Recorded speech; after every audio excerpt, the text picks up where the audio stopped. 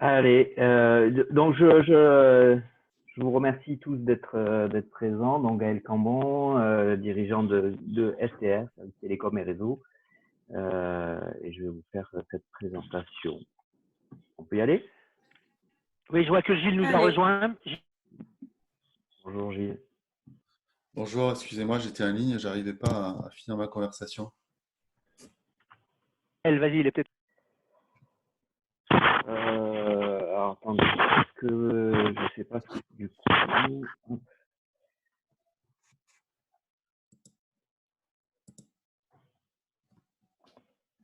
Je sais pas ce que vous voyez quand je mets en plein écran. Si. On n'a pas le plein écran là. Enfin, moi, je l'ai pas. Oui, c'est bon. Là, vous l'avez en plein écran? Très bien. Ouais. Allez, parfait. Donc, je vais vous parler du télétravail et de la sécurité informatique. Donc, j'ai essayé de faire un contenu assez neutre. Je vais quand même vous présenter auparavant qui on est. J'ai essayé de parler de manière assez générale et pas forcément parler de solutions express. Il n'y a que deux passages où j'ai noté des vrais produits parce que pour moi, il se démarque du reste. On peut en parler plus simplement. Donc, Service Télécom et Réseau, on est une société qui existe depuis maintenant 22 ans. Donc, il faut imaginer, il y a 22 ans, ce qu'étaient les réseaux et les télécoms. J'étais pas au niveau d'aujourd'hui, mais il y a 22 ans, on traitait déjà les plus gros réseaux de la région. Donc, notre métier, c'est de déployer des infrastructures réseau et sécurité pour permettre aux organisations de travailler et de collaborer. Et ça, sur les axes à la fois vraiment infrastructure ou sur lesquels on supporte les serveurs, les postes de travail, etc. Toute la partie Wi-Fi. Et aujourd'hui, sur tout ce monde réseau, on parle d'IP et de convergence IP avec les télécommunications voix qui viennent rejoindre tout ça. Et bien sûr, la sécurité devient prégnante parce qu'on urbanise, on met de manière commune l'ensemble des réseaux. Et du coup, on a une surface d'exposition qui est plus importante. Donc, la sécurité devient de plus en plus importante avec de plus en plus de menaces et des vrais enjeux financiers derrière, autant pour les, les entreprises qui doivent se défendre que pour les attaquants qui derrière monnaient ces attaques aujourd'hui avec souvent des rançons, des demandes de Bitcoin ou de l'intelligence économique. Donc notre société est certifiée notamment avec le leader mondial des télécoms et des réseaux qui est Cisco et les différents autres partenaires qu'on a derrière, HP, Fortinet, Juniper, Alcatel et 3CX, une solution un peu plus agile. Donc j'ai fait une présentation assez simple. C'est un support de discussion et puis après on verra. Voilà, si vous avez des remarques, des questions, n'hésitez pas à intervenir et on prendra un peu de temps pour traiter après. Alors cette crise qui me touche aujourd'hui, elle, elle est un terrain pour l'augmentation des menaces, forcément sur plusieurs facteurs. Donc il y a de plus en plus d'attaques dans cette période et c'est mesuré, notamment sur l'ingénierie sociale qui est plus facile. Les entreprises mettent plus à disposition leurs informations, s'ouvrent plus. Il n'y a rien qu'à voir sur les visios, on partage un peu les intérieurs de chacun. Mais c'est vrai pour l'entreprise. Donc, on voit une recrudescence des fraudes au PDG, au PDG, au DAF, en tout cas à la personne qui peut dire fais-moi vite un virement, fais-moi telles actions. Donc, ça touche certaines tailles d'entreprise où des personnes peuvent se faire passer de manière frauduleuse pour d'autres personnes. L'exposition sur Internet, sur les réseaux sociaux, favorise cette surface d'exposition et ces attaques. La fraude RIB fournisseur, donc ça c'est une fraude qui est aussi dans l'ingénierie sociale. C'est on se renseigne sur quelle relation j'ai avec les fournisseurs. On se fait passer pour un fournisseur, on entretient des relations jusqu'au moment où on demande de faire changer le RIB pour un règlement d'une vraie facture qui existe, mais seulement on le règle sur un faux RIB. C'est une attaque, une des plus terribles en ce moment. C'est pour ça que j'ai fait un focus là-dessus depuis quelques années. Et ça s'avère vrai encore avec cette crise. Bien sûr, le mail est un vecteur de ces attaques. Il y a beaucoup d'arnaques liées au masque, au gel, etc. Donc clairement aujourd'hui, une entreprise régulière qui propose de manière régulière du masque et du gel n'a pas besoin de faire de publicité. Donc méfiez-vous de tous les mails publicitaires que vous recevez vous proposant du masque, du gel, quel que soit le prix, parce que les entreprises qui font ça de manière clairement établie n'ont clairement pas besoin de faire de publicité en ce moment. Tout ce qu'on appelle le phishing. Le phishing, ça arrive également par le vecteur de mail.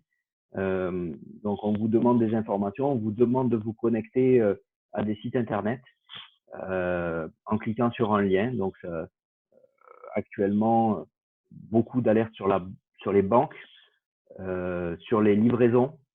Comme on travaille beaucoup avec des transporteurs et qu'on a de plus en plus de mal à se faire livrer et qu'on a besoin de suivre ça, on reçoit des mails de FedEx, du PS qui dit suivez le tracking. On va cliquer sur un mail. Des fois, il peut être en lien vraiment avec une action et on va pas le voir. On va passer par un site qui va nous hameçonner en français et qui va prendre nos informations au passage ou alors nous demander de régler les choses. Donc la banque qui vous envoie un mail en vous disant changez votre mot de passe. Vous allez cliquer, vous allez voir le vrai site de la banque, mais entre-temps, il y a une surcouche qui est un piratage qui va prendre le mot de passe que vous définissez et là, l'attaque aura pris votre mot de passe. Et effectivement, les mails avec des factures qui sont contenues, des PDF. Donc, les gens avec qui vous n'avez pas de relation, faites très attention sur les pièces jointes que vous pouvez avoir. Tout ce qui est malware, ransomware, donc ça arrive beaucoup par les mails. Les botnets, c'est une infection d'ordinateur qui permet après aux attaquants d'attaquer d'autres ordinateurs. On utilise des réseaux d'ordinateurs pour faire exécuter du code malicieux. Alors, il y a la référence n'est pas publiée. Il y a le conseil départemental des Bouches-du-Rhône qui a été complètement chiffré il y a quelques jours. Ils sont fait excepter tous les ordinateurs, tous les serveurs, toute la partie sauvegarde. Donc ça, c'est vraiment de plus en plus ciblé. Il y a quelques mois, il y a eu Bouygues qui s'est fait, quelques semaines, Bouygues qui s'est fait attaquer, qui a vécu la même chose. Il y a quelques mois, en fin d'année dernière, c'était le groupe M6, la télé qui s'est fait cibler et crypter. Donc, on a des attaques aujourd'hui qui sont de plus en plus ciblées et qui rentrent par des vecteurs qui sont clairement identifiés. Voilà. Donc, il faut faire attention à ça, à toutes ces attaques-là. Autant avant, ils étaient mal rédigés. Aujourd'hui, ils sont rédigés de manière parfaite en langue française. Donc, on s'y fait prendre sans problème. Et enfin, l'augmentation des menaces, elle vient aussi du côté physique, avec des locaux professionnels qui sont vides. Donc, ça veut dire qu'on peut se faire voler du matériel, y compris informatique, avec des données dedans. Donc, c'est une vraie problématique. Je suis sur la région alésienne. Il y a une entreprise qui fait des études de sol qui, une nuit, là, s'est fait voler tout son matériel de travail. Alors là, on n'est pas dans la sécurité informatique, mais en tout cas, ça fait partie des augmentations des menaces qu'il y a dans la période, et on peut avoir des solutions aujourd'hui numériques pour essayer de répondre à ça avec de la télésurveillance, de la vidéosurveillance, des choses qui permettent d'intervenir au plus vite. Alors, les menaces augmentent. En parallèle, on a la nécessité de rendre nos entreprises plus accessibles. En tant que télétravailleur, j'ai besoin d'accéder aux ressources de l'informatique de l'entreprise. Et donc, du coup, l'entreprise a dû mettre en place des choses pour me permettre cette accessibilité. Donc, l'entreprise est plus accessible. Et ça entraîne aussi des problématiques. Les données, avant, elles transitaient sur un réseau local. Là, elles transitent par Internet. Donc, il faut se poser des questions sur le chiffrage de ces données, parce qu'elles passent par des réseaux qui ne sont pas toujours sécurisés. Donc, si on parle par exemple de mail, le mail est un protocole qui n'est pas du tout sécurisé. Donc, tout ce qui est écrit dans un mail est complètement transparent au niveau des serveurs, et on n'a aucune donnée chiffrée dedans. Il y a des surcouches un petit peu qui existent sur les serveurs de mail qui cryptent un petit peu plus, mais le mail n'est pas un protocole construit étant sécurisé et chiffré. Donc, attention à ça, attention à l'envoi de données sur multiples supports qui ne sont pas chiffrés. Les données, elles sont à l'extérieur de l'entreprise. Alors, elles sont forcément en télétravail, on a besoin d'y accéder en dehors de l'entreprise. On va les stocker sur des périphériques, donc on peut les stocker sur des ordinateurs portables. Les ordinateurs portables, on peut se les faire voler. Ils peuvent être sur le réseau de la maison, du coup, qui n'offre pas la même sécurité qu'une entreprise qui peut avoir des pare-feux et des choses comme ça. Donc, on localise des données qui sont dans des endroits moins protégés, et on peut produire de la donnée sur des ordinateurs qui peuvent être cassés. Donc, attention à la casse du matériel, ce qui peut entraîner. Donc, la sauvegarde de ces périphériques devient importante. Je reviens sur le vol. Par le passé, j'ai eu des activités qui relevaient d'une confidentialité, du secret défense, pardon, du confidentiel défense, pas le secret défense, du confidentiel défense. Attention à ça. Quand on met toutes les données de l'entreprise sur un portable, qu'on part à l'étranger, qu'on part chez un client, attention à bien avoir de l'hygiène sur le poste de travail pour assurer la sécurité, puisque on va avoir des données qui sont sur un poste de travail qui vont pouvoir voyager et être de cette façon plus accessible. Donc, de manière générale, on encourage à avoir sur les postes de travail que le strict minimum pour assurer la mission de déplacement. Là, dans ce contexte de télétravail, on a de plus en plus de données sur les postes de travail. Ça peut même poser des problématiques de confidentialité, puisque certains secteurs d'activité, comme les assurances, n'ont pas forcément le droit d'externaliser un dossier d'assuré, par exemple, de sinistre d'assuré. Donc, ça pose des questions là-dessus. On retrouve les données également sur les téléphones. Donc, les téléphones sont des outils qui sont hyper communicants, qui peuvent se faire pirater comme un ordinateur. Et quand on a un piratage d'un téléphone, on ne le voit pas, mais tout ce qui est contenu dedans est complètement transmis. Donc ça arrive souvent par l'installation d'applications qui sont douteuses. Donc sur les téléphones, il faut faire très très attention de ne pas prendre d'applications en dehors des stores qui contrôlent ça, notamment sur les systèmes Android où on peut installer des applications sans passer par les stores. Attention vraiment à ça, ça peut ouvrir la porte à des malwares. Et même en dehors de ça, dans le store, on peut avoir des applications qui sont pas bonnes.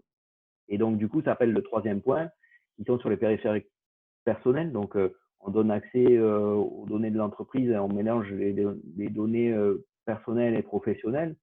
Alors, en ça, il n'y a pas forcément, on n'y voit pas forcément de mal, mais l'ordinateur qui permet de travailler sur les données d'entreprise, bah, il est peut-être partagé dans la famille,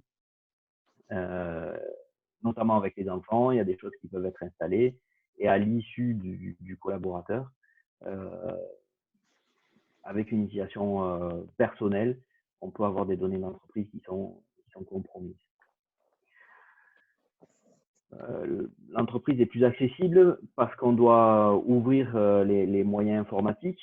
Donc, on ouvre des bureaux à distance, des teams ouverts pour pouvoir travailler à distance sur les postes de travail. Donc, c'est une surface d'exposition qui est plus importante, des outils qui ne sont pas forcément faits dans un premier lieu pour assurer de la sécurité et qui sont utilisés dans cette période-là et qui sont encore une fois une surface d'attaque plus importante pour les attaquants et en tout cas avec des risques de faille plus importants.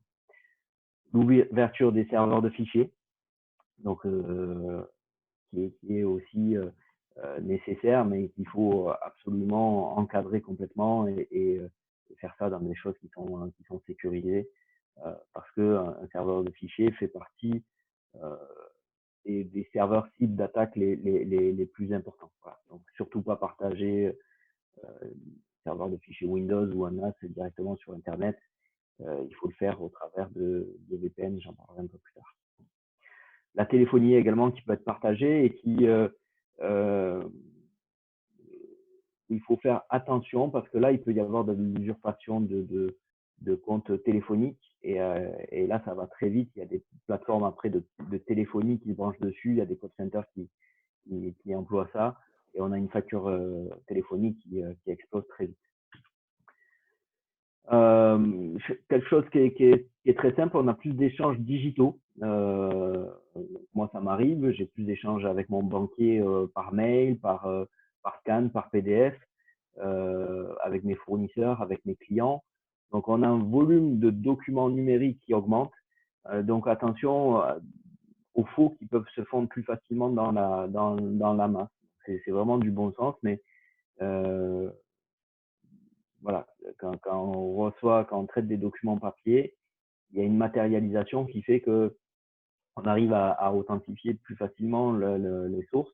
Quand on a du digital, mais attention, il y a des faux documents qui peuvent se glisser là-dedans et ça revient aux problématiques de phishing dont on parlait tout à l'heure. Et enfin, des outils qui sont pas à la hauteur de la sécurité et qui sont dans cette crise employée par les entreprises par facilité ou par fonctionnalité. Donc clairement, on a des outils qui remplissent pas le spectre de sécurité attendu. Bah, on parle de Zoom. Alors on utilise Zoom là actuellement. Moi, je suis pas un défenseur de Zoom, mais Zoom a été attrapé sur plusieurs choses. Déjà, il ne crypte pas les échanges que l'on peut avoir. Il n'y a pas de mot de passe dans la réunion. Alors ça, ils ont fait entre-temps un peu un correctif là-dessus, mais il y a des gens qui sont rentrés dans les réunions Zoom en proposant des contenus obscènes ou publicitaires, ou voilà, donc des réunions qui sont faites pourrir par ça. Zoom utilise des API Facebook, donc il y a de la fuite de données vers Facebook quand on utilise Zoom, voilà. Et de manière générale, il n'y a pas de cryptage ni sur la voix, ni sur la vidéo, ni sur les contenus. Donc, je ne défends pas forcément Zoom, qui par ailleurs est une plateforme qui est plutôt fonctionnelle et efficace en termes d'usage.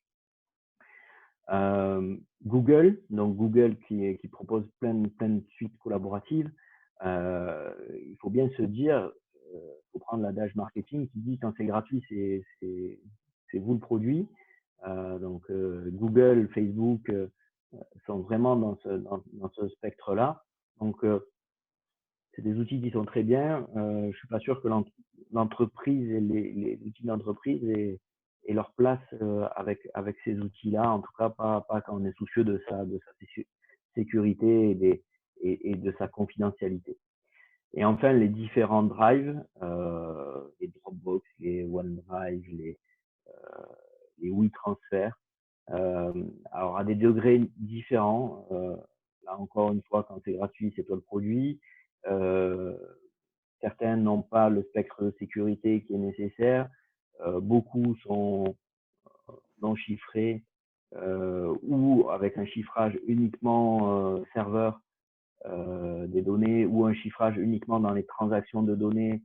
Et beaucoup sont sous le compte du Patriot Act américain. Donc, du coup, il y a du partage d'informations avec le gouvernement américain ou d'autres gouvernements qui sont localisés par ailleurs. Donc, attention au drive et à ce qu'on peut mettre dessus. Et dans ce contexte-là, c'est pas forcément aussi maîtrisé par l'entreprise. Les collaborateurs peuvent envoyer des données sur les drives à l'issue à l'insu de l'entreprise. Donc, il est mieux de piloter une solution d'entreprise sur ces outils. Voilà. Ils sont pas à la hauteur face à la sécurité, mais néanmoins nécessaires. Donc, j'encourage l'entreprise à avoir une démarche pour mettre en place des outils maîtrisés et qui peuvent être dans les exigences de sécurité de l'entreprise ou en tout cas en pleine conscience de l'entreprise. Les fausses bonnes idées dans ce contexte de télétravail et de manière générale, en particulier en ce moment, c'est des outils comme TeamViewer. Alors TeamViewer, c'est un outil qui permet de prendre la main à distance sur un poste de travail. C'est un outil qui est utilisé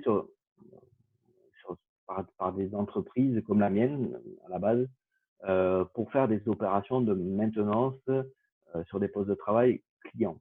Et là, on assiste au phénomène où les clients eux-mêmes utilisent ce genre d'outils pour à la maison, à partir de mon PC à la maison, prendre la main sur le PC qui est à mon travail.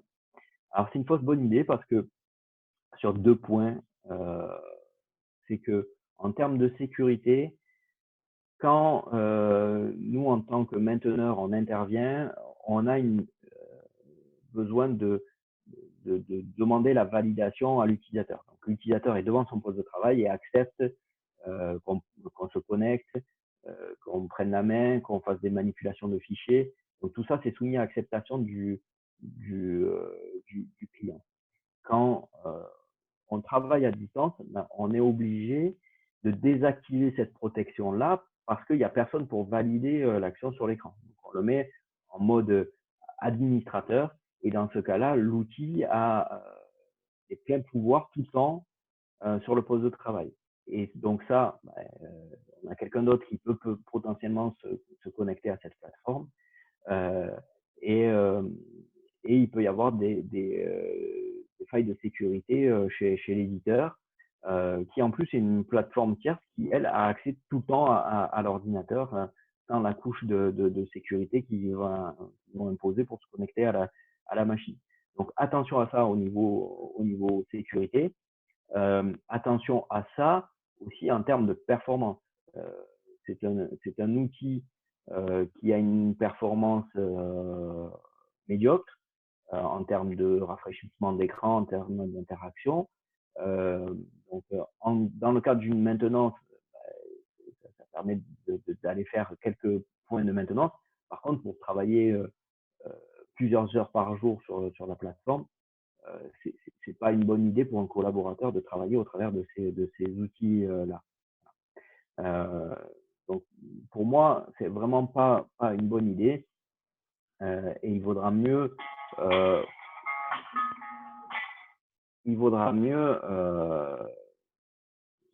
utiliser un accès bureau à distance au travers d'un pare-feu d'entreprise qui va complètement chiffrer, crypter la donnée et s'assurer que c'est la bonne personne qui se connecte au serveur. Les ouvertures directes des réseaux, donc le bureau à distance Windows, que ce soit sur le serveur ou les postes de travail, est vraiment pas une bonne idée. Voilà, il y a moyen en configurant les box, les routeurs, ou les firewalls d'entreprise de permettre l'accès directement au bureau à distance ou au serveur de fichiers par Internet, c'est clairement une mauvaise idée. Ça fait partie des protocoles les plus attaqués sur Internet et il est certain qu'il y a des failles, ce qu'on appelle dans notre jargon des failles 0D, c'est-à-dire des failles qui n'ont pas été publiées ou pas forcément exploitées, qui permettent de se connecter aux données. Voilà. Il faut savoir qu'il y a des moteurs de recherche qui permettent de gérer, de trouver les équipements en fonction d'une version de logiciel, en fonction d'une version euh, en fonction d'un type de logiciel et en fonction d'une version de logiciel et d'exploiter des failles qui existent dessus. Donc tout ce qui est ouverture directe des réseaux, c'est des ouvertures de firewall, de pare-feu, c'est vraiment une mauvaise idée et il vaut mieux passer par un VPN. Je vous expliquerai après ce que c'est. Les emails et les données stratégiques, donc attention aux emails, comme je vous l'ai dit, c'est un protocole qui n'est pas sécurisé. Le mail a été conçu vraiment pour échanger des données au début entre deux postes de travail dans un labo de recherche. Depuis, on l'utilise. Donc, un mail ne garantit pas que l'émetteur est vraiment l'émetteur. Un mail n'est pas chiffré. Il est stocké sur des serveurs de manière non chiffrée. Un peu moins vrai aujourd'hui, mais c'est quand même souvent le cas et on ne connaît pas les niveaux de sécurité de chaque serveur mail par lequel ça transite. Donc attention aux données stratégiques qui circulent dans des mails. Si on a des données stratégiques qui circulent dans des mails, il faut faire appel à un outil de chiffrage externe qui permet de crypter le mail à la destination du destinataire. Donc, c'est des choses qui sont complexes. On met en œuvre. Donc, généralement, il vaut mieux passer par une autre plateforme pour échanger des données stratégiques. Il vaut mieux passer par des outils qui sont collaboratifs et qui sont vraiment dédiés pour ça aujourd'hui, en dehors de la correspondance. Donc, vraiment, attention à ça. Et les fausses bonnes idées, c'est de s'appuyer, alors on n'a pas forcément le choix, hein, mais c'est de s'appuyer sur des réseaux saturés ou des réseaux qui sont pas faits pour ça. Clairement, dans la mise en place du télétravail, on a des clients qui ont eu des surprises avec les liens qu'ils peuvent avoir à la maison,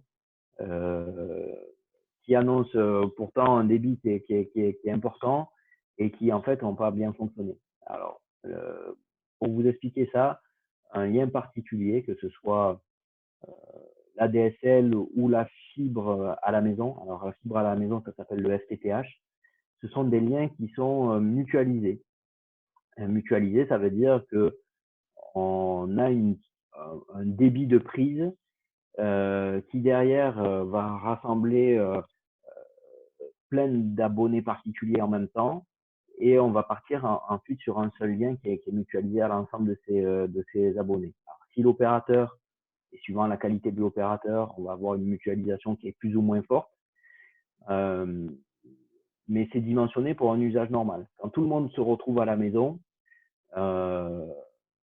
avec du YouTube, avec du Netflix, qui sont des forts débits très consommateurs à côté, parfois dans la maison même, on a des liens qui sont pas faits pour ça, qui n'ont pas été dimensionnés pour ça et qui marchent pas. Attention, on a un deuxième phénomène, c'est que ces liens particuliers sont asymétriques en termes de débit, c'est-à-dire que on peut télécharger beaucoup plus vite que ce qu'on peut envoyer de données. Alors, si dans l'utilisation normale, ça pose pas de problème, mais quand je télétravaille, je produis de la donnée et j'envoie de la donnée. Donc, par exemple, l'envoi de mail, c'est un envoi de données. La réception d'un email, on va télécharger l'email, donc ça va rentrer plutôt vite. Par contre, si j'envoie beaucoup de mails avec des grosses pièces jointes, ils vont avoir beaucoup plus de mal à passer. Donc voilà la différence qu'il y a entre les liens professionnels aujourd'hui qui ont des débits symétriques, c'est-à-dire qu'on a autant de débits dans un sens que dans l'autre, par rapport aux liens particuliers, et c'est ce qui fait la différence de prix. Attention vraiment au réseau dans cette période-là, qui peuvent être saturés. et notamment des réseaux. Voilà, il y a pas de vérité en fonction des zones résidentielles. Les réseaux vont être plus saturés. Donc, ouais, pour essayer Gaël, Roland, Oui, Gaël, tu oui, m'entends? oui, je t'entends. Oui, c'est Roland. Je suis désolé de t'interrompre. Avant que j'oublie la question, tu peux revenir sur le slide avant, s'il te plaît? Oui, bien sûr. J'ai deux questions qui sont plus des clarifications d'ailleurs. Quand on parle d'ouverture directe des réseaux, c'est par exemple une plateforme SharePoint ou un repository où les travailleurs à distance vont chercher des fichiers et travaillent dessus en live? Oui, oui, C'est ça. clairement. Euh, alors, généralement, un process d'ouverture d'un service, d'un support informatique à l'extérieur, c'est quelque chose qui se réfléchit en général. Donc, SharePoint, SharePoint, ça fait partie. Tous les protocoles Microsoft, ils sont clairement super attaqués. Voilà. Donc, partager tout ce qui est la galaxie Microsoft directement sur Internet aujourd'hui, c'est compliqué. Pour autant, il y a des choses qui peuvent être mises en place. C'est qu'un SharePoint, il peut y avoir ce qu'on appelle des proxys qui peuvent se mettre en, dans des zones protégées de l'entreprise, ce qu'on appelle des DMZ, des zones démilitarisées, en fait, où on abaisse le niveau de sécurité pour qu'on puisse se connecter de l'extérieur. Donc, il y a des possibilités de mettre en place de manière sécurisée ce partage-là. Le problème là, c'est que dans la période, il y a eu beaucoup d'ouvertures, on va dire, sauvages. C'est-à-dire que je ne réfléchis pas. Si j'avais mon SharePoint à l'intérieur de l'entreprise, qui était accessible qu'à l'intérieur de l'entreprise, et puis d'un coup, je fais un trou dans mon firewall et je permets cet accès de manière extérieure, et que celui qui est accessible, enfin, celui qui force ma base de données, il est directement accessible de l'extérieur, c'est pas une bonne idée. Parce qu'on n'a rien qui va. Okay. Et l'autre question, c'était, tu as parlé des emails et des fichiers attachés. Et Oui, ma question, elle est, bon, tu vas parler de solutions après, je présume, mais je oui, pose ma question tout de suite. Quand on a attaché un fichier aujourd'hui, donc le minimum qu'on puisse faire, c'est quoi? D'y mettre un mot de passe, de le crypter, c'est quoi oui, le… oui. Alors, tout dépend. Tout dépend vraiment du contenu de l'email. Hein. Voilà. Donc, c'est à vous, en tant qu'utilisateur, de bien discerner est-ce que c'est important ou pas. Alors, généralement, quand on est contraint, par exemple, d'envoyer un login et un mot de passe à un utilisateur pour pouvoir se connecter à quelque chose, ça, c'est quelque chose que tout le monde peut être amené à faire. Moi, dans mon entreprise, j'ouvre quelque chose pour un collaborateur pour qu'il puisse travailler. J'envoie son login et mot de passe. Alors, ce qu'on privilégie déjà, c'est de ne pas envoyer dans le même mail le login et le mot de passe. À minima, ça. Ça, c'est important parce que on tombe sur le mail, c'est beaucoup plus facile à exploiter que si c'est par deux mails différents. Donc, la première chose, ce serait d'avoir un login dans un mail, un mot de passe dans l'autre mail. Mais quelque part, si le mail est corrompu, on a envoyé les deux. Donc, l'idéal, dans ce cas-là, c'est d'avoir le login, par exemple, par mail et le mot de passe par SMS. Voilà, d'avoir par deux vecteurs différents parce qu'on a deux choses qui sont sécurisées. Donc, ça peut être un moyen de fonctionner. Si on met une pièce jointe qui est critique, effectivement, il faut qu'elle soit cryptée. Alors, protégée par un mot de passe ne veut pas forcément dire avoir un contenu crypté. Donc, après, on a des outils qui permettent de faire du chiffrage. Donc, on peut avoir ce qu'on appelle du chiffrage par clé partagée. Je chiffre un fichier avec un mot de passe. J'échange ce mot de passe. Donc, bien évidemment, pareil, la même règle qu'avant. Le mot de passe, si on chiffre un fichier, il vaut mieux éviter de le mettre dans le même mail. Et il vaut mieux envoyer idéalement le mot de passe par un autre vecteur que le mail. Donc ça, c'est un chiffrage par clé partagée. J'ai un mot de passe, je le partage avec celui qui doit le déchiffrer. Les deux ont la même clé, donc c'est la clé partagée. Et après, on peut mettre en place ce qu'on appelle des PKI. C'est des mécanismes de chiffrement où toi, Roland, tu as un certificat, tu as une signature numérique. Moi, j'ai une signature numérique. Je connais la partie publique de ta signature numérique, celle qui permet de crypter les données. Je ne connais pas ta partie privée de ta clé qui permet de décrypter l'information. Et donc, moi, avec ma PKI, je vais crypter les données avec ta clé publique, ce qui va faire que seul toi, avec ta clé privée, va pouvoir décrypter le fichier. Et ça, c'est des niveaux de sécurité qui sont les plus avancés. Et ça, il faut gérer cet échange de clés. Et là, tout de suite, on voit que ça devient hyper complexe. Donc, il faut se poser la question, c'est est-ce que le mail est le bon support par rapport à d'autres outils qui vont gérer ça en background, enfin, de manière complètement transparente. Merci beaucoup. Donc, la sélection des solutions de télétravail STR, alors, c'est des outils, j'ai un peu anonymisé les produits, mais c'est les outils qu'on propose à nos clients, mais qu'on a mis nous-mêmes en œuvre dans ce télétravail. Depuis le premier jour de confinement, on travaille à 100% en télétravail. Je dirais qu'on est opérationnel presque à 150%. Puisqu'on est encore plus efficace avec ces outils-là, on a moins de parasitage. Et clairement, aujourd'hui, quand quelqu'un appelle STR, et il s'en rend pas compte, mais on a toute la gestion du téléphone qui se fait chez nos télétravailleurs et de manière totalement transparente. Donc, le premier point, c'est rester joignable.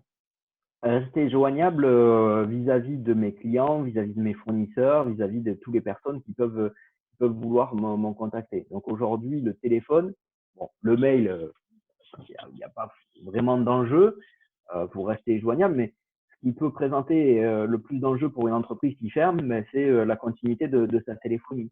Donc les stratégies qu'on a aujourd'hui, il y en a qui font des renvois opérateurs, il y en a qui font des renvois vers des répondeurs. Il y en a qui disent appelez-nous plutôt sur les téléphones portables. Aujourd'hui, avec l'IP, on peut avoir ce qu'on appelle la convergence, c'est-à-dire que où que l'on soit, on sait répondre sur un numéro qui est unique. Moi, clairement, aujourd'hui, le numéro de téléphone de mon entreprise, qui est un 0466, je peux y répondre avec mon téléphone mobile, je peux y répondre avec mon ordinateur, et on y répond même avec des téléphones qui ont les mêmes téléphones que ce que vous pouvez avoir sur le bureau, mais qui fonctionnent en IP. Donc, mon assistante qui gère l'accueil téléphonique a chez elle un téléphone comme le même téléphone qu'elle avait sur son bureau. Maintenant, il est branché sur Internet, sur sa box. C'est complètement chiffré, sécurisé. Et elle reçoit les appels sur un téléphone qui est complètement classique. Donc, elle peut faire les transferts d'appels comme elle l'utilisait avant. Donc, ça, pour faire ça, on utilise ce qu'on appelle de la voix sur IP. La voix sur IP, on est en train de tout s'y passer parce que chez Orange, c'est la fin de tout ce qui était numérique et liens analogiques, et on est en train de passer sur on pouvait plus commander un nouveau lien analogique IP. Depuis le début de l'année, on peut même plus les déménager, les existants. Donc c'est la fin de des anciennes lignes cuivre, si on peut le dire comme ça. Tout passe par IP, et dessus, c'est de la voix sur IP, c'est ce qu'on appelle du STIP. C'est le protocole qui permet de gérer la voix et la vidéo en IP. Et ça permet de gérer de manière beaucoup plus facile et de manière convergée sur les réseaux IP qui existent. C'est-à-dire que le téléphone portable, via les réseaux de données 3G, 4G et demain 5G, permet d'avoir des communications IP, et donc du coup on peut gérer ces communications qui ont été numérisées en IP. Pour gérer ça, on a des standards téléphoniques, donc autocompilisateur PABX, standard téléphonique, et c'est un peu les noms qu'on utilise. qui sont en train de passer dans le monde IP et qui sont en train de passer non seulement dans le monde IP, mais qui sont hébergés. C'est-à-dire qu'aujourd'hui, dans l'entreprise, on n'a plus forcément la nécessité d'installer un meuble téléphonique qui est dans la baie réseau pour gérer ses communications. On peut avoir ça qui est hébergé dans un data center qui est opérationnel, qui est habitué à fonctionner sans intervention humaine 24 heures sur 24, qui permet que la communication, le numéro de téléphone d'entreprise va pouvoir être exploité n'importe où et de manière complètement sécurisée, y compris sur les téléphones mobiles et sur les PC avec ce qu'on appelle des soft phones. Donc, c'est les téléphones version logicielle qui permettent de fonctionner de manière complètement transparente. Donc ça, c'est vraiment la première chose en place qui permet de rester joignable et d'être complètement transparent. Voilà. Donc aujourd'hui, moi, dans mon entreprise, j'ai une dizaine de collaborateurs. L'ensemble des collaborateurs sont chez eux, restent joignables sur leur numéro de téléphone habituel et peuvent échanger des appels entre eux de manière complètement transparente. Le deuxième point, c'est collaborer. Donc, pour collaborer, il faut un accès Internet. Et ça, aujourd'hui, c'est incontournable et il faut un accès Internet de qualité. Donc, c'est des choses qui vont être à prévoir, à adapter dans les mois à venir parce qu'on va malgré tout continuer à télétravailler, majoritairement pour les entreprises, en tout cas du tertiaire. Et du coup, ce télétravail va peut-être appeler à renforcer les connexions Internet de tout un chacun pour qu'ils puissent travailler dans des bonnes conditions. Donc, on propose, nous, des solutions autour de la fibre optique et des accès DSL. Donc, il y a encore du cuivre et la fibre optique n'est pas encore déployée. Hein. On va avoir encore quelques années pour qu'on arrive au 100% fibre optique. En attendant, on peut s'appuyer sur les technologies de type ADSL à la maison, mais surtout SDSL, donc symétrique, et EFM qui permettent d'avoir des bons débits. C'est très, très important pour l'entreprise, aujourd'hui, encore plus qu'hier, d'avoir ce type de connexion. Parce que si à l'entreprise, on fonctionne avec de l'ADSL, A veut dire asymétrique, on va avoir plus de téléchargement que d'envoi de données. Si, quand on est à l'intérieur de l'entreprise, ça peut fonctionner bien, on télécharge plus que ce qu'on envoie de données, hein. Généralement c'est comme ça. Quand je vais sur un site internet, quand je vais sur des serveurs internet, j'ai tendance à avoir plus de données qui arrivent sur mon poste que de données que j'envoie. Ça peut fonctionner très bien. Mais par contre, quand les collaborateurs doivent se connecter à l'entreprise, et quand je me connecte via des moyens sécurisés à l'entreprise pour aller chercher des fichiers, donc je prends les fichiers dans l'entreprise, je vais les chercher sur mon poste de travail, je les ramène sur mon poste de travail, ça fait appel au niveau de l'entreprise, ça sollicite le lien Internet de l'entreprise sur l'envoi de données. Et si on n'est pas sur un lien de type fibre optique professionnelle, donc FTTO, FTTE, à la différence de FTTH, ou sur un lien de type SDSL ou EFM, on ne va pas avoir de débit suffisant pour avoir une bonne vitesse d'envoi des données. Donc, renforcer les liens des entreprises dans cette période-là me semble important. Et c'est vraiment ce qu'on va voir dans les semaines à venir avec un retour partiel dans les entreprises.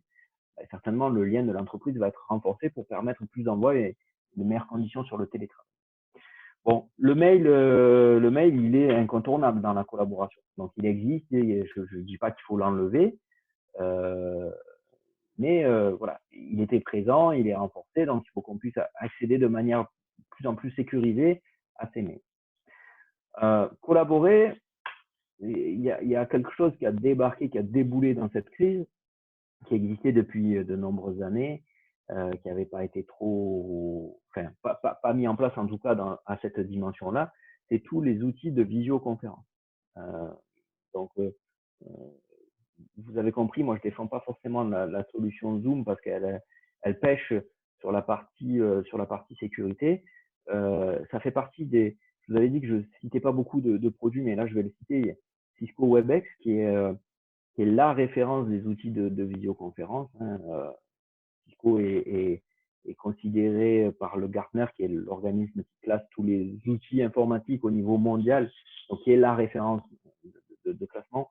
Cisco est reconnu pour la 12e année consécutive comme l'outil leader, le meilleur outil de visioconférence. Clairement, moi je le mets en avant parce qu'il a tout. Il a à la fois la facilité d'accès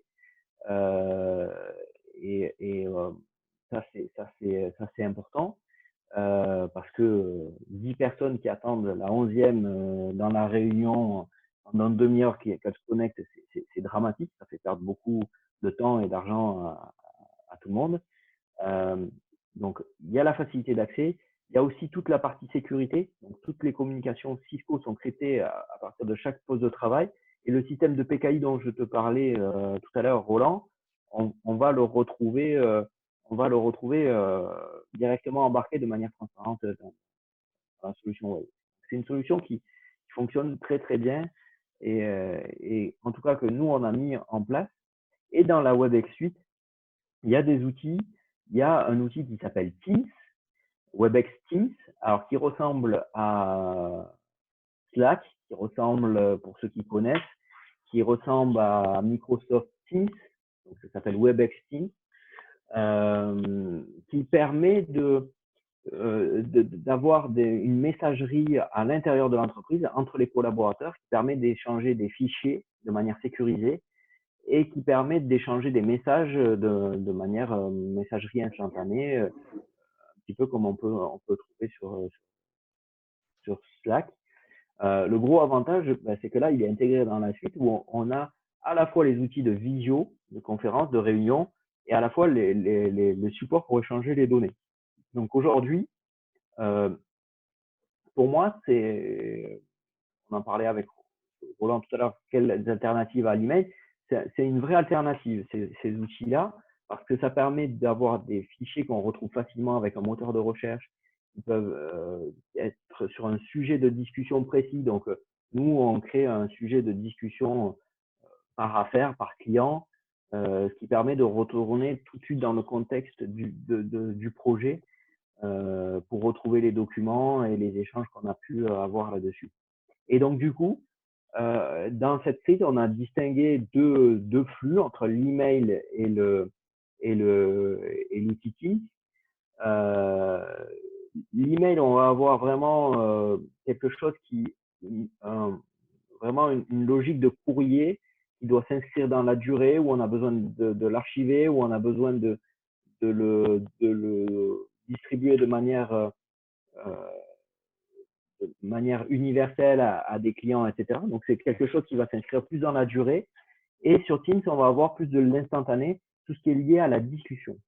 Il faut distinguer la discussion et la sortir dans des outils comme Teams. Ça va permettre de désengorger les boîtes mail et d'être plus efficace. Oui. Roland, à nouveau, excuse-moi de te couper. Pour avoir travaillé très longtemps dans des très grosses sociétés informatiques, j'ai utilisé pas mal d'outils Cisco. Okay. Oui. Et ma question, c'était, ces outils-là, à l'époque où j'y étais encore, moi, il fallait des infrastructures informatiques très solides pour supporter les produits Cisco. Je voudrais savoir s'ils ont un peu évolué, ils sont devenus un peu plus agiles et adaptés à des structures plus petites. Oui, complètement. En fait, Cisco avait plusieurs défauts. Alors Cisco, ça fait souvent rire parce que ils nous parlent de small business et small business pour eux c'est plusieurs milliers de personnes déjà. Donc c'est vrai que c'est souvent la grosse cavalerie. Concernant WebEx, c'est ce qui en fait sa force d'ailleurs.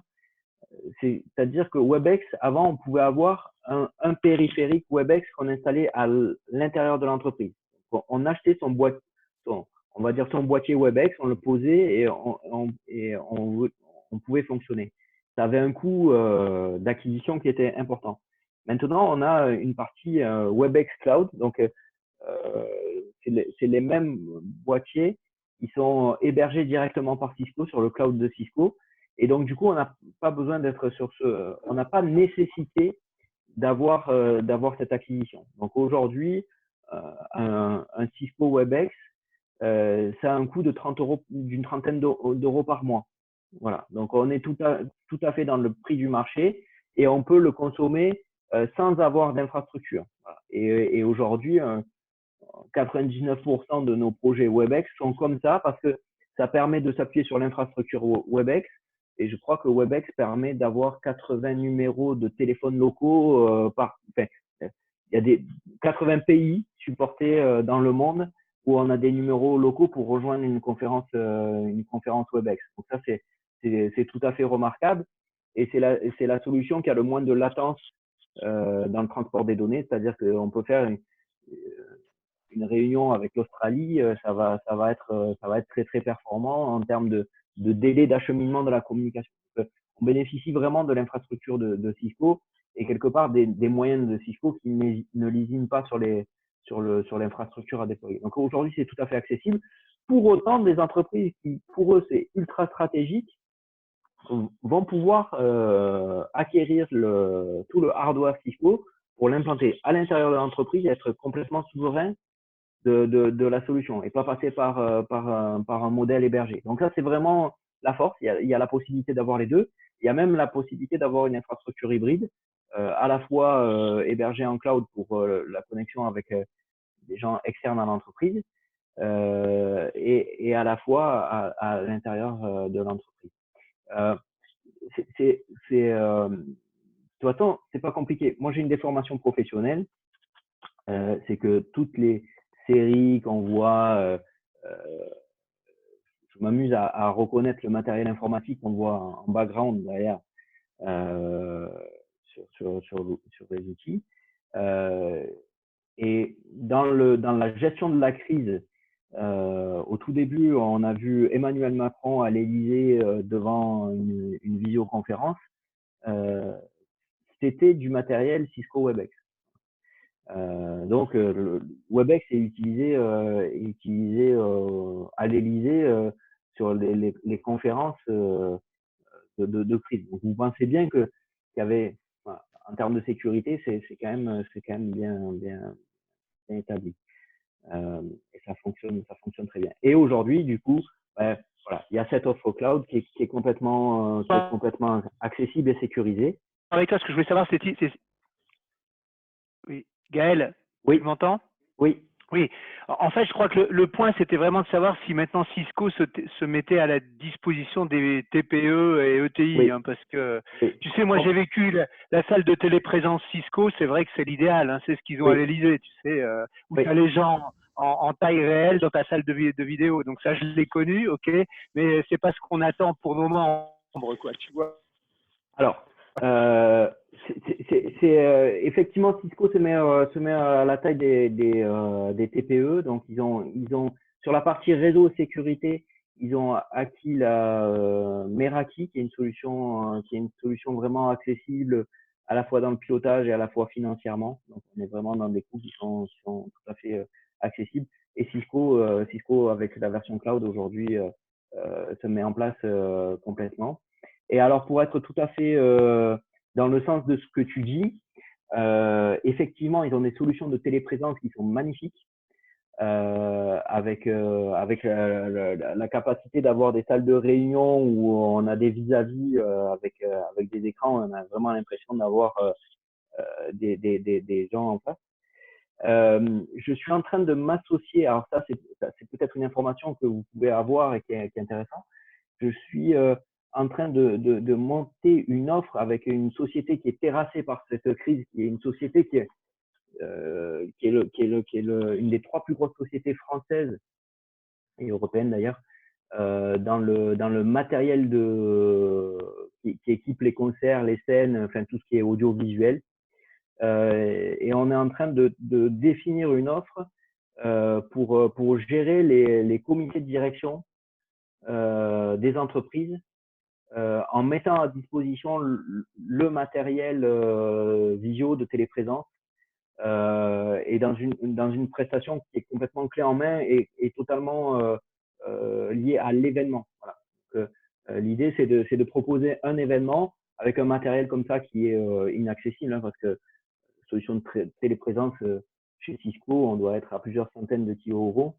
Donc voilà, l'objectif là, c'est d'adapter justement avec tout le matériel scénique qu'il peut avoir et il fait des équipements de plateau télé. C'est de détourner un petit peu ce matériel-là pour gérer un comité de direction, par exemple, d'entreprise, un séminaire d'entreprise. Voilà. Donc voilà, ça c'est des choses qui sont sur lesquelles on est en train de développer une offre. Et on va vraisemblablement avoir des besoins là-dessus. On gère avec Webex, on a mis en place des solutions Webex pour gérer toute la gestion de crise pour les pompiers du Gard. On gère également le département du Gard, on gère les assemblées des conseils communautaires avec Webex, avec la gestion des votes, avec des streamings derrière sur des Facebook Live ou des YouTube Live. Voilà, donc on a une solution qui est vraiment très bien. Et encore une fois, qui est hyper accessible aujourd'hui. 30 € par mois, vous fonctionnez sur Webex sans problème.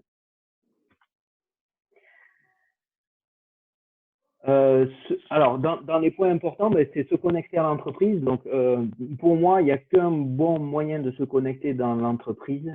C'est le VPN. Donc, VPN, c'est Virtual Private Network en anglais, c'est réseau RPV en français, réseau privé virtuel. Donc, le VPN, c'est quoi? C'est un petit outil que je vais avoir sur mon poste de travail, où à minima, je vais avoir login et mot de passe. Ils peuvent être enregistrés sur le poste de travail, même si ça baisse un petit peu le niveau de sécurité, et qui vont permettre de monter un tunnel complètement sécurisé, crypté vers mon entreprise. Donc, le bureau à distance, le serveur de fichiers, la téléphonie qui est dans mon entreprise, toutes ces ressources qui, normalement, que je consulte que à partir de l'intérieur de mon entreprise, il faut mettre en place des VPN et ces VPN pour pouvoir se connecter de manière complètement sécurisée au niveau de l'entreprise, pour pouvoir y accéder de manière transparente.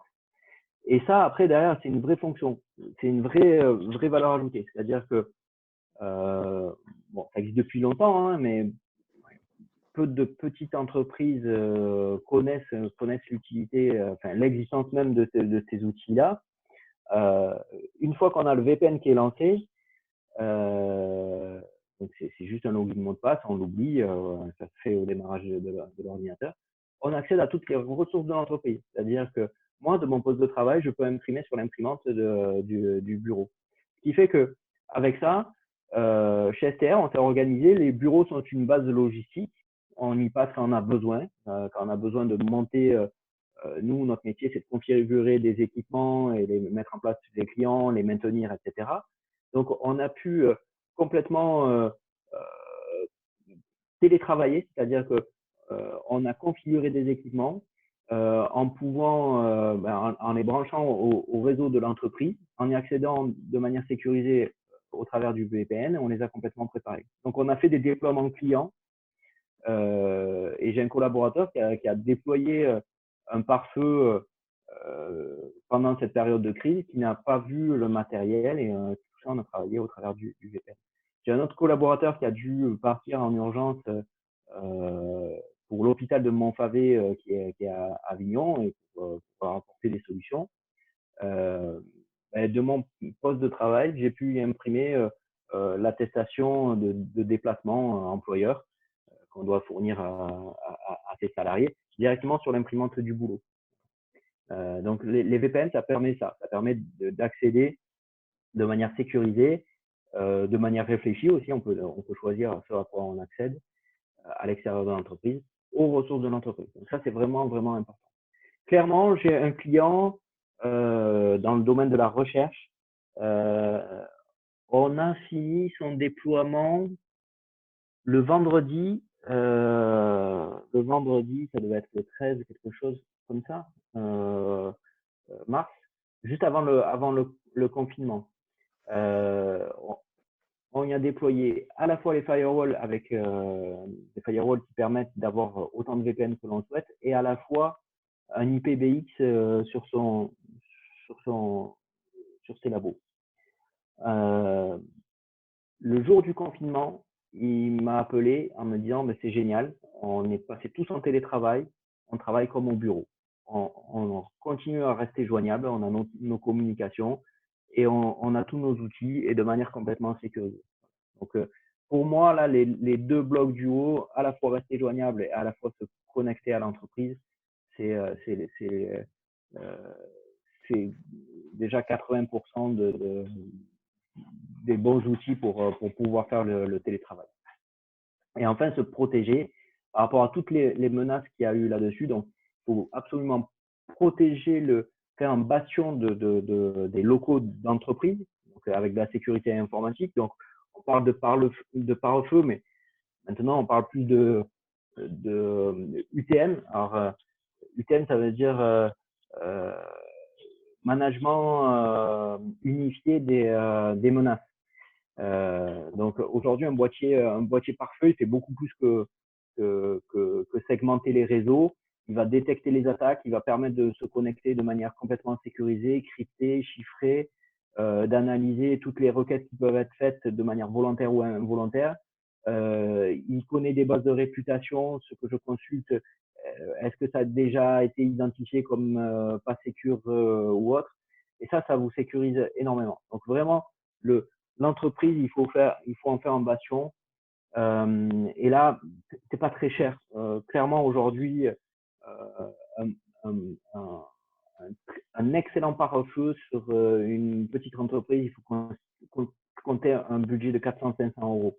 Voilà. C'est pas énorme, mais à partir de ça, on a des VPN et on peut se connecter de manière complètement sécurisée à l'entreprise. Le deuxième produit que j'ai nommé, c'est Cisco ESA. ESA, c'est une solution de sécurité Cisco pour les mails. Cisco filtre 60% des mails mondiaux en termes de sécurité et a développé une appliance de sécurité. C'est un rachat de société en fait. Ça s'appelait Ironport avant. Le mail va passer par ce boîtier. Il va être mis dans ce qu'on appelle une sandbox, c'est-à-dire qu'on va prendre la pièce jointe, on va l'ouvrir dans une machine virtuelle, on va regarder au niveau de la machine virtuelle si ça fait quelque chose, si ça impacte la machine virtuelle. On va contrôler le virus, on va contrôler le spam, etc. C'est pas compliqué, on met en place Cisco ESA, il n'y a plus un spam qui arrive sur la boîte. On peut choisir de filtrer le marketing, etc. Enfin, c'est vraiment la meilleure solution du marché. Alors ça, Roland, je te rejoins, c'était un produit qui n'est pas accessible aujourd'hui à la petite entreprise parce qu'il faut un équipement de sécurité, acheter un équipement de sécurité, acheter les licences dessus, les maintenir, etc. Et nous, on l'a rendu accessible. C'est-à-dire qu'on a fait cet investissement-là, on l'a mis en place dans notre data center. Donc, on a un data center à Montpellier qui est complètement sécurisé. Et on assure le filtrage de nos clients là-dessus. Et du coup, on revient sur un modèle de sécurisation à la boîte aux lettres.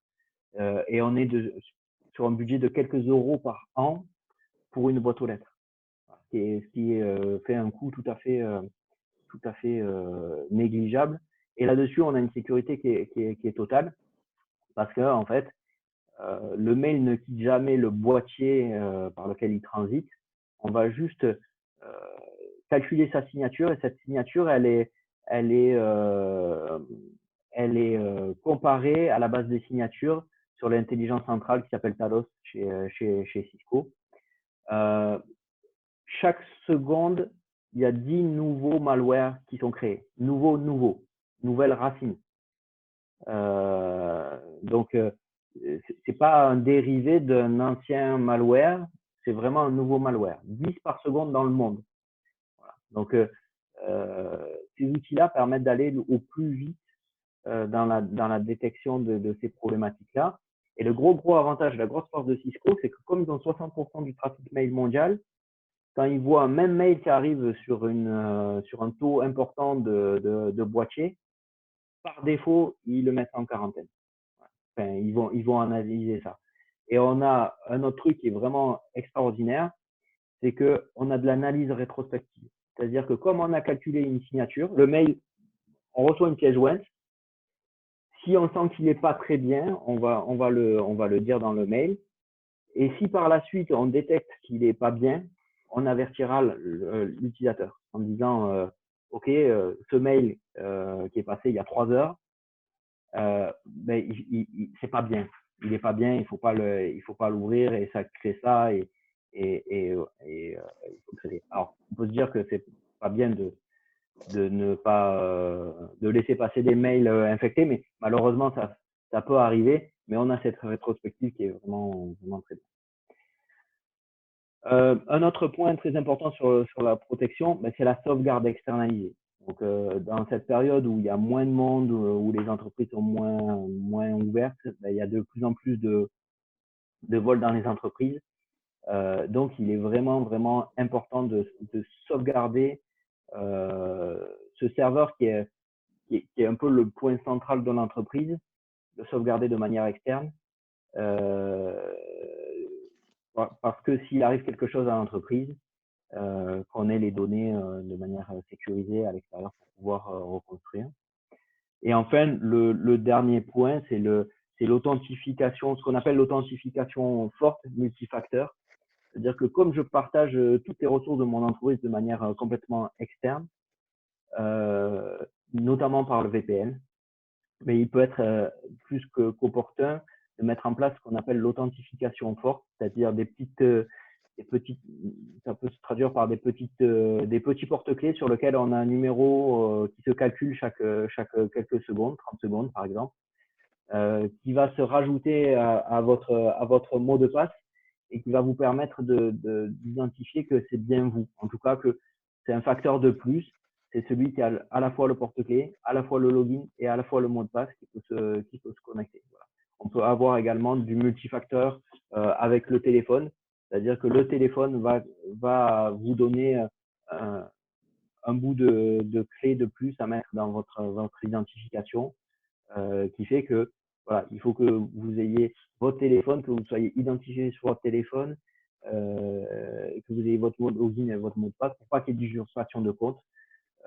Et ça, c'est aussi important au niveau du dirigeant de l'entreprise, c'est s'assurer que le compte il n'est pas partagé à d'autres personnes, dans des soucis de facilité, que les personnes soient les mêmes. Voilà pour un petit peu ces solutions de télétravail. Donc, c'est des solutions qui marchent. Si je reviens sur Webex, sur les standards IPBX, etc., nous, on est partenaire de plein de solutions. Dans la visio, par exemple, on est partenaire d'Alcatel, on est partenaire de 3CX, qui ont leur solution de visio.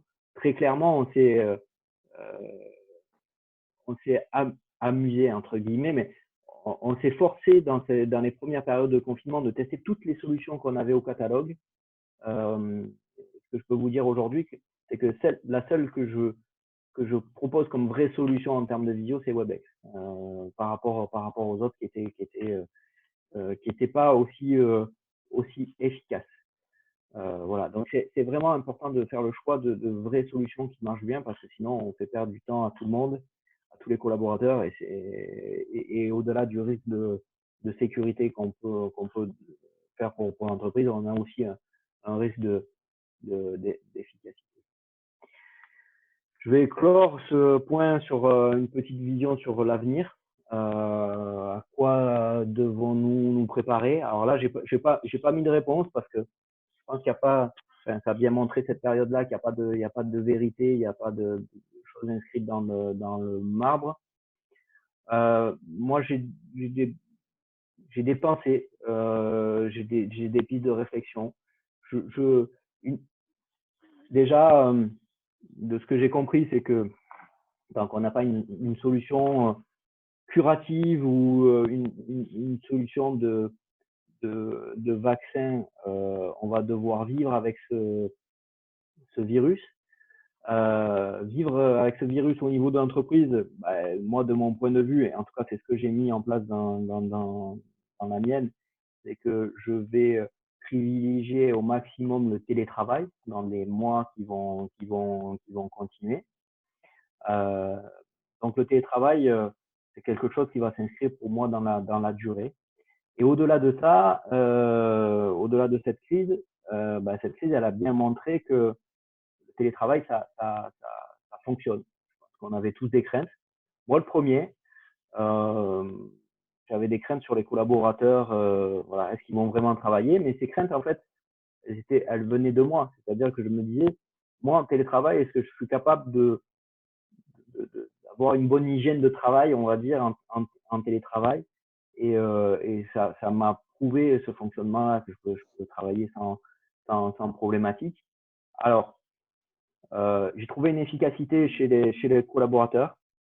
Un collaborateur qui est un peu en mode projet, il va être beaucoup plus efficace parce qu'il va avoir des points beaucoup plus cadrés. Managérialement, aujourd'hui, c'est compliqué et les outils comme Teams, ça aide là-dessus parce que pour le manager, c'est éprouvant d'animer et de suivre des entreprises en télétravail. Donc, c'est bien d'avoir des outils qui sont un peu relais comme Teams, qui permettent d'avoir de la visibilité par thématique et qui permettent d'être efficace.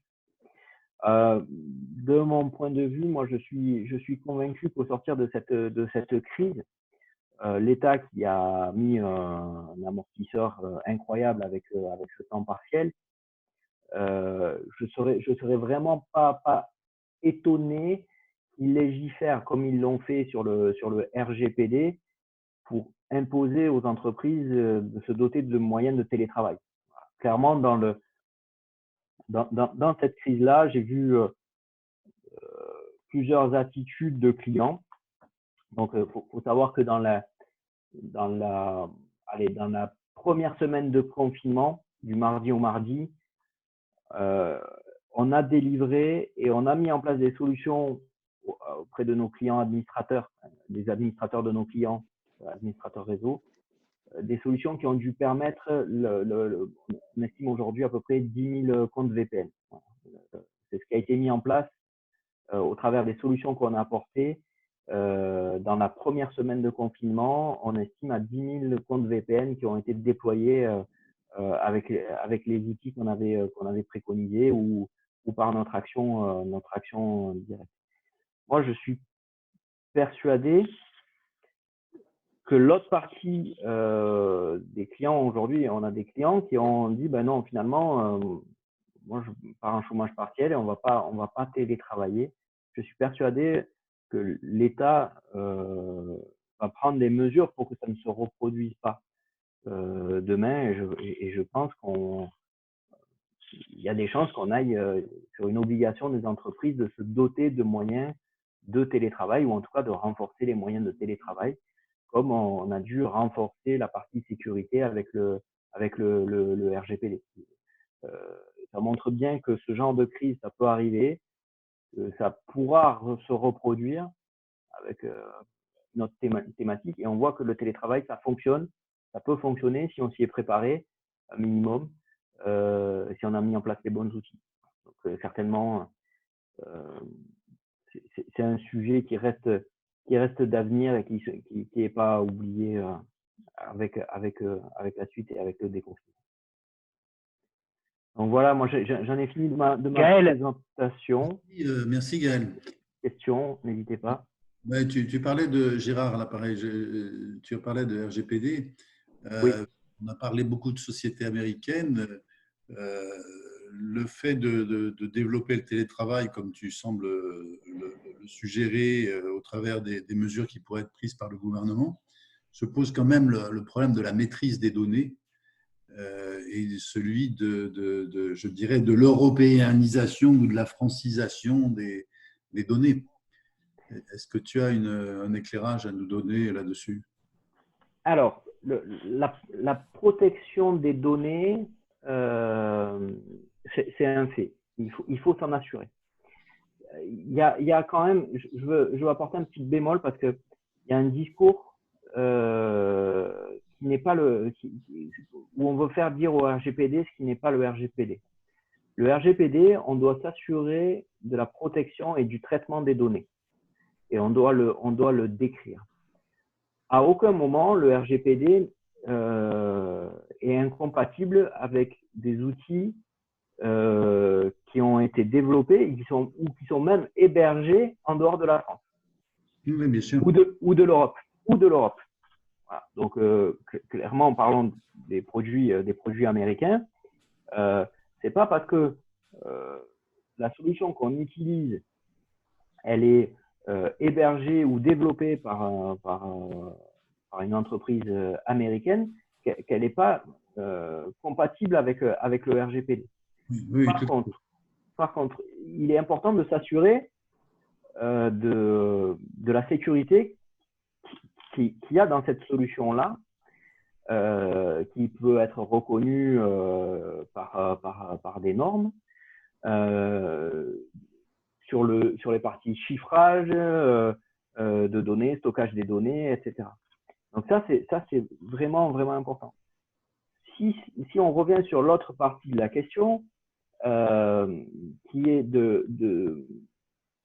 les outils que l'on met en place, pour moi, il est important d'avoir une démarche volontaire au niveau de l'entreprise. Il y a rien de pire que de négliger la facilité que peut apporter un outil. Si on parle d'un Drive, par exemple, un Google Drive, on se dit non, l'entreprise n'en a pas besoin. En tant que dirigeant d'entreprise, on peut prendre cette posture. En tant que responsable informatique d'une entreprise, on peut prendre cette posture. Cet outil, il présente trop de risques, l'entreprise n'en a pas besoin, on n'en met pas en place. Attention à avoir des positions trop rigides parce que le collaborateur n'est pas trop freiné au final pour mettre en place des outils comme ça. Et il risque d'y avoir un éclatement. Donc, il vaut mieux être conscient de ce besoin parce que c'est quand même bien d'utiliser des outils cloud et fédérer autour d'une solution qui a été choisie par l'entreprise en rapport avec tous les enjeux de l'entreprise, financiers, sécurité, RGPD, éthique. On peut être une société française qui ne veut pas travailler avec une société de telle ou telle nationalité en fonction des besoins de souveraineté. Donc, il est mieux de se préparer à ça et de dire, ben voilà, ça a de la valeur fonctionnelle pour mes utilisateurs. Donc, j'ai une démarche concertée, posée, qui permet de mettre en place les outils. Donc, un cloud d'entreprise aujourd'hui, c'est quelque chose qui est important, par exemple, à mettre en place. Parce que sinon, on va se retrouver avec des WeTransfer, on va se retrouver avec des choses comme ça, qui même s'ils ne posent pas de problématique directe sur la sécurité, se pose quand même une problématique sur la dissémination des données, la maîtrise de ces données et la conservation dans le temps de ces données. C'est-à-dire que du moment où j'externalise la donnée en dehors de mon entreprise sur un service, il faut se poser les questions de qu'est-ce qui va devenir ma donnée dans le temps. Donc moi, je prône plutôt, c'est un vrai enjeu. En fait, je n'ai pas donné mon parcours, mais j'ai été DSI d'un groupe de 2000 personnes pendant 14 ans auparavant. C'est un vrai enjeu aujourd'hui qu'on a relevé les directions informatiques ou les stratégies informatiques. C'est à la fois de répondre aux besoins fonctionnels de l'utilisateur où en gros, ça n'a jamais été aussi simple d'installer une application parce qu'on a ça sur son téléphone, etc. Donc, l'utilisateur, il ne comprend pas pourquoi, quelque part, on le bride. Et de l'autre côté, des menaces qui n'ont jamais été aussi importantes avec un business qui se développe là-dessus, hein. C'est-à-dire que il y a des gens comme moi ou beaucoup plus performants sur la partie hacking qui sont employés par des organisations pour pirater et monnayer ça. Voilà. C'est une sorte de crime rentable avec le moins de risque pénal derrière aujourd'hui. Donc, clairement, les cartels s'intéressent et développent ça. Donc, il est important d'arriver à ménager la chèvre et le chou, c'est-à-dire apporter le plus de valeur fonctionnelle à l'entreprise et aux collaborateurs de l'entreprise pour qu'ils soient dans le plus d'efficacité possible, et tout en ayant le spectre sécuritaire donné et légal aujourd'hui avec le RGPD vis-à-vis de ça. Très bien, merci. Est-ce qu'il y a d'autres questions pour Gaël? Non, merci à lui. Vincent? Pas une question, mais un remerciement plutôt à Gaël pour la palette 360 degrés que tu nous as donnée. On n'a plus qu'à trouver une grotte et à s'enfermer. Hein. Non. Là, on il n'y a pas de réseau. Il n'y a pas de réseau dans les grottes. Justement, comme ça, on risque rien. Non, mais, blague à part, enfin, bon, j'ai eu l'occasion de travailler avec une cliente sur des sujets de RGPD il y a 2 ans à peu près, et c'était encore juste un petit morceau de tout ce que tu nous as montré là. C'est vrai qu'on verse vachement dans la facilité en fait à travers les outils qu'on a envie de pouvoir utiliser, Zoom ou e-transfer pour reprendre que ces 2-là que tu as cités. Non, par rapport à Réseau Entreprendre, ce que je me dis, c'est que, dommage qu'il n'y ait pas plus de monde en ligne par rapport au sujet, parce que c'est un vrai sujet. Et puis 2, autant on traite dans l'approche de Réseau Entreprendre pour aider des nouveaux entrepreneurs, on les aide beaucoup, on assiste beaucoup, et c'est normal sur des sujets financiers, bah oui quand même. Autant, et dans la mesure où ils sont au démarrage de leur projet dans des créations ou même quelque part dans des reprises, ils vont redémarrer quelque chose, il faudra avoir une bonne vaccination sur ces questions de sécurisation de la donnée. Parce qu'en fait, c'est de l'or. Le capital de l'entreprise, ce n'est pas ce qu'il y a sur le compte en banque simplement, c'est de l'or la donnée. Et on n'a pas forcément conscience. On n'a pas forcément conscience et ce n'est pas toujours un enjeu financier majeur parce que tu as évoqué quelques coûts, Gaël, mais quand on fait un peu le tour des solutions qui sont proposées, ce ne sont pas des budgets qui sont faramineux. Non, non, et surtout enfin, après c'est rapport aussi au contexte. Alors, dans ce que dit Vincent, il y avait une stat sur laquelle je m'appuyais beaucoup et je ne sais même plus l'origine de cette stat-là, c'est que 80% des entreprises qui ont eu un sinistre informatique ferment boutique dans les 3 mois et 90% dans les 3 ans. Donc, effectivement, aujourd'hui, dans ce que tu dis là, et dans l'entreprise, dans l'entrepreneuriat, avoir une notion des outils et conscience de ça, je pense que c'est intéressant. Voilà, d'avoir cette notion d'hygiène. C'est aussi intéressant d'avoir les termes, parce qu'il y a des choses.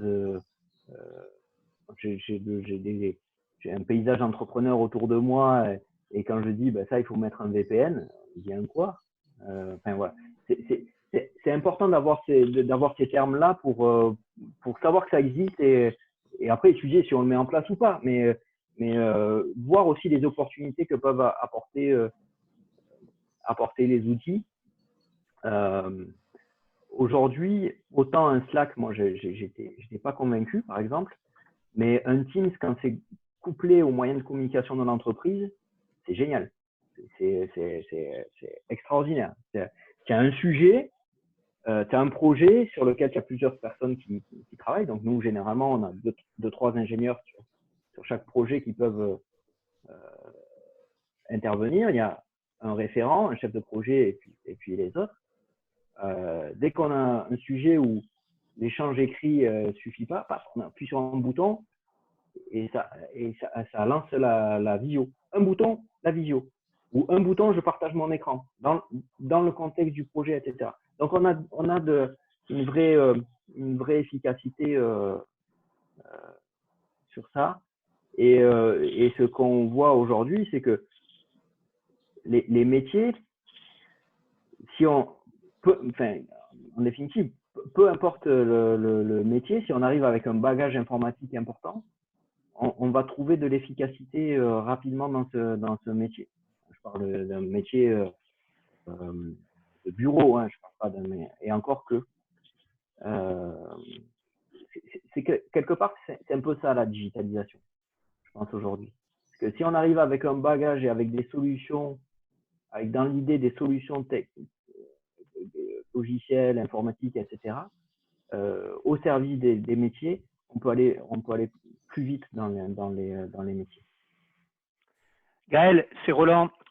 Oui. Moi, je suis un peu déçu qu'on n'ait pas eu un peu plus d'audience, mais je pense qu'on va faire en sorte, avec Amandine et Gilles, de bien en faire la publicité sur nos outils communautaires. Ça, c'est la première chose.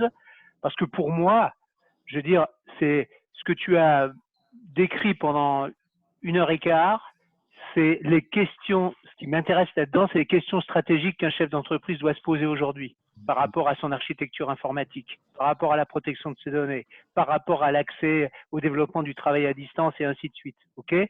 Et bien souvent, dans les entreprises, le chef d'entreprise, comme tu dis, il est pas très au fait, il a l'impression que c'est un langage ésotérique hyper technique, ok, et il laisse ça à son DSI ou à son prestataire de service. Mais je crois qu'aujourd'hui, le chef d'entreprise doit vraiment s'y intéresser et mettre ça dans le top de ses priorités stratégiques, ok, qu'il soit très petit, moyen ou grand. Okay.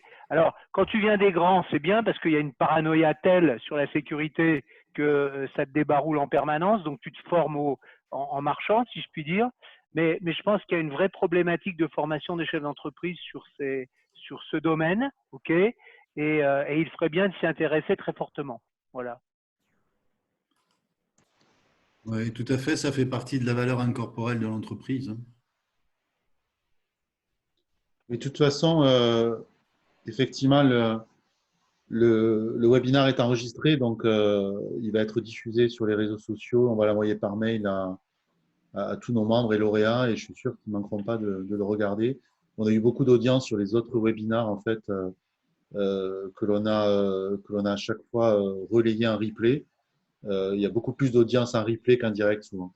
Donc c'est pour ça que je pense que c'était très important de le tenir. Merci beaucoup.